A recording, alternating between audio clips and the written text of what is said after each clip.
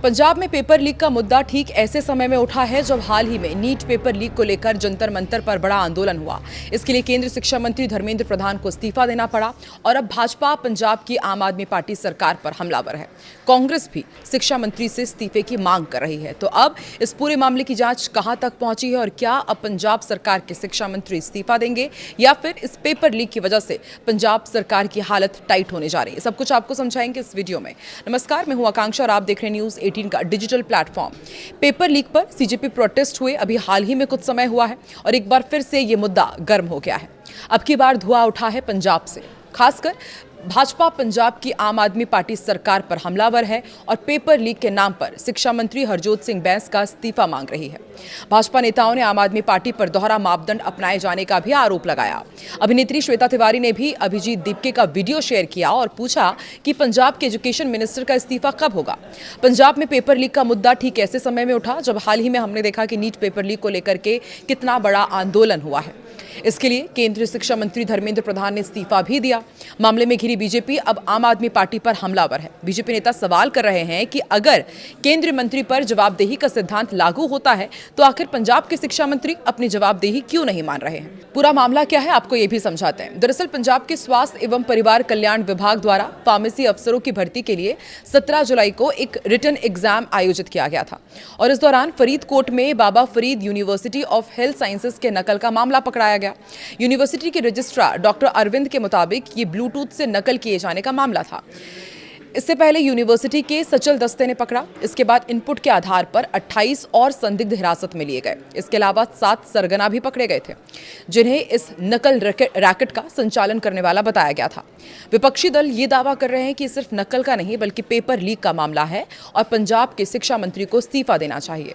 मामले में पंजाब पुलिस का दावा है कि काउंटर इंटेलिजेंस विंग ने संयुक्त अभियान चलाकर अंतर्राज्यीय नकल गिरोह का पर्दाफाश किया है।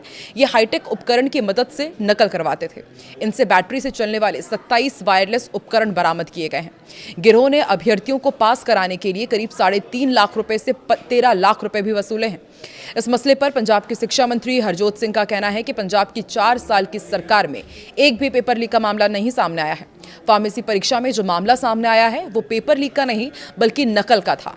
विभाग भी मेरा नहीं है, फिर भी अगर इस्तीफे से व्यवस्था सुधरती है तो वो इसके लिए हमेशा तैयार है। उन्होंने आगे ये भी कहा कि ये पंजाब को बदनाम करने की एक कोशिश है। बीजेपी का सवाल ये है कि अब शिक्षा मंत्री पद पर क्यों बैठे हुए हैं। मामले में भाजपा के आईटी सेल प्रमुख अमित मालवीय ने सवाल किया कि अब तक आखिर हरजोत सिंह पद पर बने हुए क्यों हैं। उन्होंने सोशल मीडिया प्लेटफॉर्म एक्स पर लिखा कि एक सवाल जिसका स्पष्ट जवाब मिलना चाहिए। पंजाब के शिक्षा मंत्री आखिर कब इस्तीफा देंगे। उन्होंने आगे ये भी पूछा कि यदि मंत्रियों की जवाबदेही ही कसौटी है तो उसे चुनिंदा मामलों में लागू नहीं किया जा सकता। उन्होंने ये भी कहा कि जो लोग अन्य मामलों में इस्तीफा मांग रहे हैं वो पंजाब की शिक्षा व्यवस्था पर उठ रहे गंभीर सवालों पर चुप नहीं रह सकते। अमित मालवीय ने आम आदमी पार्टी के संयोजक अरविंद केजरीवाल पर भी तंज कसा और लिखा कि अगर वो वास्तव में शिक्षा सुधारक सोनम वांगचुक को भारत की शिक्षा व्यवस्था सुधारने का समाधान मानते हैं तो उन्हें पंजाब का शिक्षा मंत्री नियुक्त कर देना चाहिए। पंजाब से शुरुआत हो सकती है। उधर भाजपा के राष्ट्रीय प्रवक्ता शहजाद पूनावाला ने भी पूछा कि क्या पंजाब के शिक्षा मंत्री में कोई शर्म बची है। पंजाब के पेपर लीक विवाद के बीच भगवंत मान ने बैंस का बचाव किया। विपक्ष के आरोपों का जवाब देते हुए सीएम ने दावा किया कि उनकी सरकार के 4.5 साल के कार्यकाल में एक भी पेपर लीक नहीं हुआ है। मुख्यमंत्री मान के मुताबिक जांच में नकल के गिरोह का पर्दाफाश हुआ था जिसमें अभ्यर्थी कथित तौर पर ब्लूटूथ डिवाइस और डिजिटल पेन का इस्तेमाल कर परीक्षा केंद्र के बाहर मौजूद लोगों तक क्वेश्चन पेपर भिजवा रहे थे और फिर वहां से आंसर्स बताए जा रहे थे। उधर पंजाब कांग्रेस के अध्यक्ष अमरिंदर सिंह राजा वड़िंग ने भी पंजाब के शिक्षा मंत्री का इस्तीफा मांगा है। उन्होंने कहा कि दूसरे राज्यों में पेपर लीक के मुद्दे पर आम आदमी पार्टी आवाज उठा रही है और पंजाब में चुप है। भगवंत मान को जवाब देना चाहिए कि फार्मेसी एग्जाम का पेपर लीक कैसे हुआ।